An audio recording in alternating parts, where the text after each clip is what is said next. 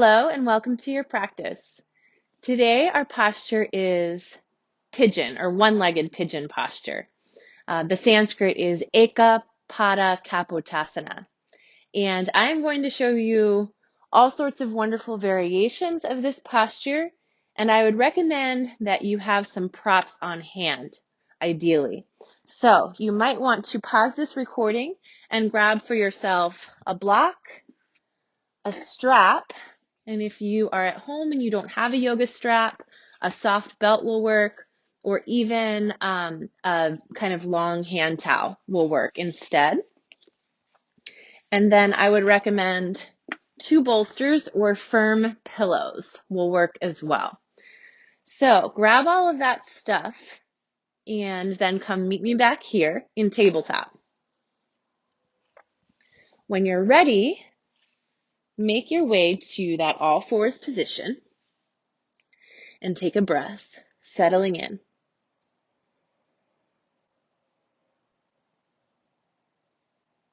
We're going to start with some hip circles.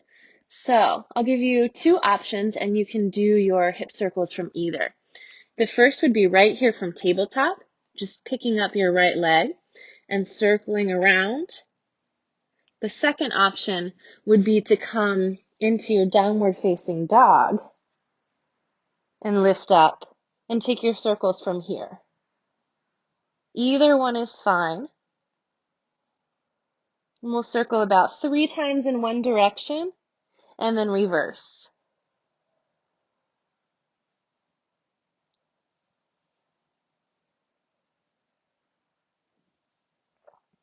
And then when you're ready, bring it back down, either to downward facing dog, or you can return to your tabletop position. And take a breath. And now we'll do that same warm up and lubricate the joint on the other side, on the other leg. So lift your left leg up and start to work around with a full range of motion in that ball and socket joint of your hip.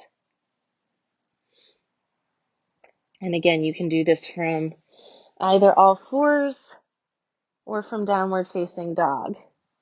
And after you've done a few one way, do a few the other way.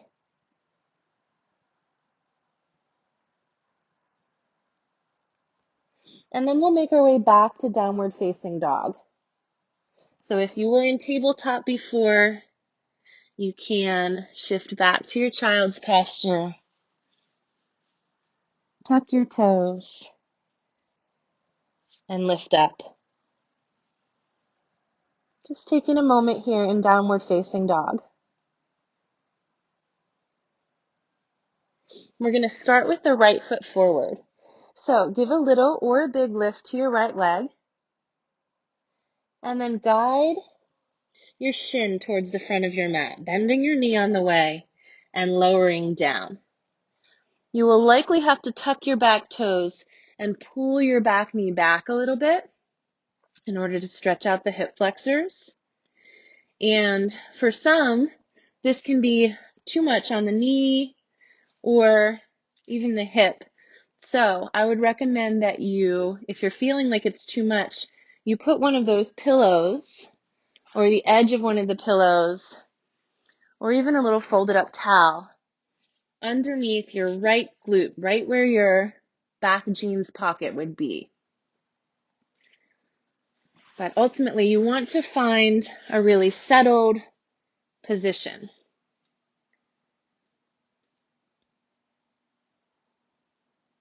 And we'll start with these lifted versions. Now, like I said, this can be a really intense stretch. So before I go on any further, I just want you to check in with your body. And if your knees are saying no, then my suggestion would be to return to that figure 4 posture that we have already learned. And this is basically a pigeon posture on your back. And you can hang out there for 3 or 4 minutes per side and just really enjoy that stretch.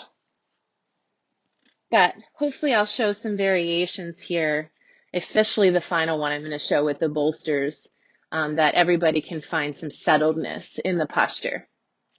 So here we are with a long spine. You might even feel like you're in a very slight back bend here. And this can be a lot. So make sure you're grounded and rooted before going any further. And then if you want to try one of these variations that I'm about to show, you can use the strap looped around your back ankle. So option 1 is to stay where you are in this lifted version. Option 2 is to reach back and grab your ankle like this.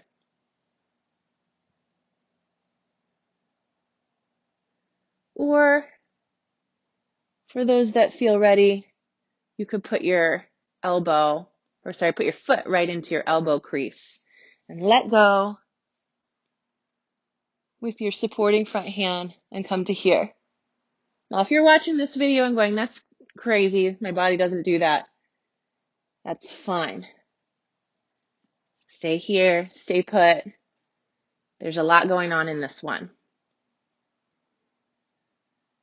Now, if you're one of those bendy folks that thinks, yeah, I'm really getting somewhere, I'm feeling this, and I want a little bit more, that's possible too. I know that's hard for some of us to believe, but some people really need some interesting shapes to receive a stretch. It's not better or worse, it just is what it is. So you can grab your strap and point your elbow upward like this. Now your shoulder is in flexion instead of in extension. It's a very different shoulder orientation, and it leads to a deeper back bend. If you're feeling good here, you can even let go with the front hand and hold that strap in both hands. And this is called Ekapada Raja Kapotasana, or one-legged king pigeon, or royal pigeon posture. That one's a lot on my back to grab the back foot or even use the strap, so I'm going to stay right here. Take a breath. And then we've probably cooked long enough in our spinal extension version. So now it's time to move into the variation that a lot of people are more familiar with and really love, which is to kind of forward fold down. And you can use a variety of props. We're going to hinge forward from the hips. And one that I like is just to use a block at any height under the forehead.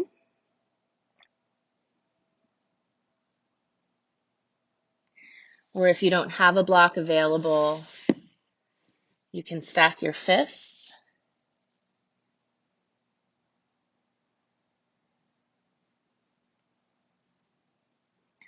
Or you can, of course, grab one of those pillows or a bolster and rest on that.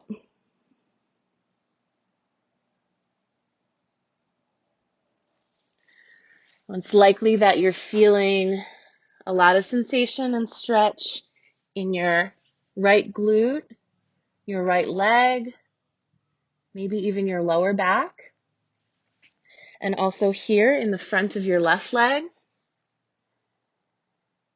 There's a lot going on in this posture. From your forward fold position, bring your hands in under the shoulders and slowly roll up. And from here, we're going to press back. And you might just press back to tabletop, or you can tuck your toes and step back to your downward facing dog. It might feel a little tender.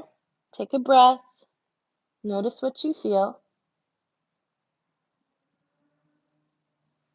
If you're not in downward facing dog, make your way there. And then we'll do the other side. Giving a lift to the left leg, drawing it forward, and settling down. Tucking the back toes in order to guide your back knee back. And here we are in one-legged pigeon posture. Ekapada Kapotasana. Remember, you can put something underneath your left glutes for support. And while we're here, I will address a frequently asked question. A lot of people ask me, my front shin, does it need to be parallel to the front of the mat? And my answer is definitely not. You'll notice if you try to edge it forward in that direction that it does increase the stretch. So please feel free to customize and bend your knee more deeply for a little more gentle sensation and guide your foot forward closer to parallel with the front of the mat for a much deeper sensation. But in no way is that the goal. In fact, I've heard too many stories of people thinking they needed to get there and really injuring their front knee with overuse, repetitive forcing the body. You never want to force the body into position in yoga. If it's meant to happen in time, it will happen naturally with comfort, with ease. From here, you can stay here. This is a great variation, or you can grab your back ankle, or you can come into the elbow crease. I've heard this one called mermaid posture a lot. Or you can come into the overhead grip, shoulder flexion, Eka Pada Raja Kapotasana.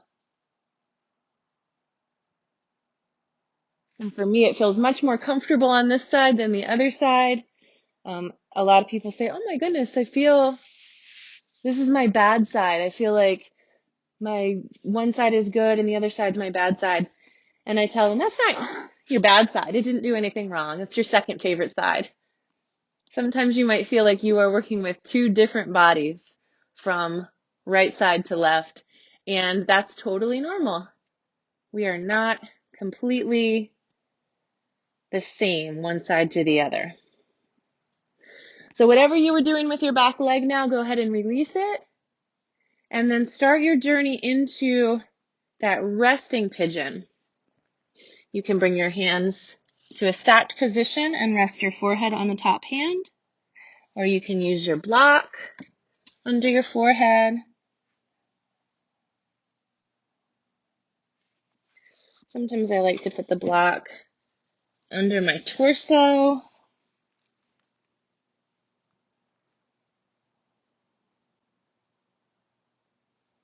And just take a few breaths in a forward folding variation.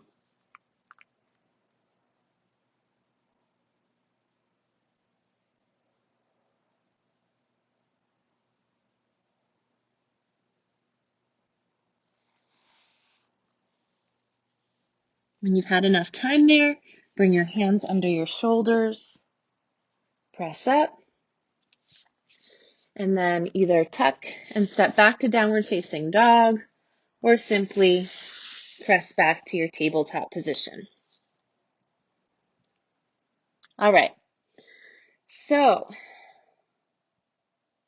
now to the good stuff, the restorative variation. This one will require those two firm pillows, or it works really well if you have yoga bolsters. So for this, you're going to take one of those pillows and place it on your mat, just like that, and come to a seated position.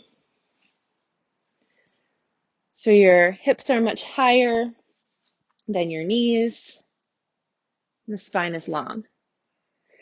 Take your other bolster or pillow and get it out in front of you so that it's ready for your torso to fold onto. Then pick a leg. I'll cue it from the right leg staying forward. So keep your right leg in place with a bent knee, and take your left leg and start to guide it out and around. Use your hands and your back toes to kind of lift yourself up and get into position just like you were in our first round of the pigeon posture. You can angle this bolster that's underneath your lower body and change its position to a little tilt if that feels more comfortable. You can also add a block underneath your front bolster if you want it to be a little bit higher. And then start to bring your body down.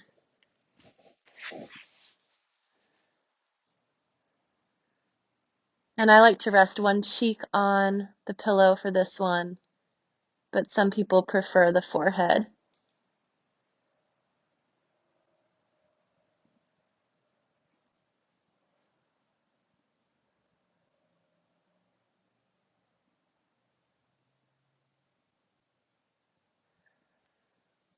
When you feel like you've had enough, bring your hands under the shoulders and roll up. Shift some weight over to your right hip and guide your back leg out and around. Wasn't that easier? Why didn't we just start there, right? So now we're going to keep the left leg at the front of the mat and bring the right leg back. At first it might feel like you're going to get stuck with the right knee pointing to the side. That's where your hands come in, and you can use some weight in your hands to readjust.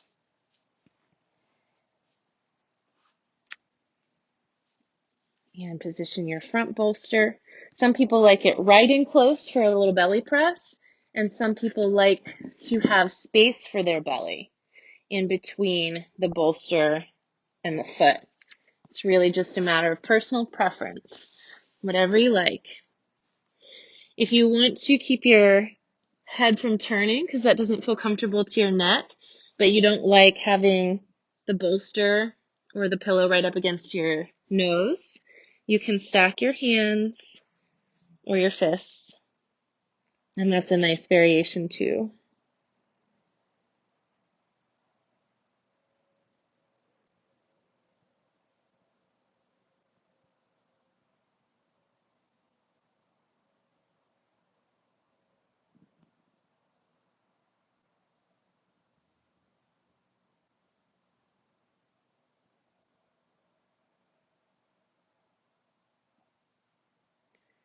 And when you've had enough time here, bring your hands under your shoulders. Support yourself as you come up and shift your weight over into your left hip. Guide your right leg back around.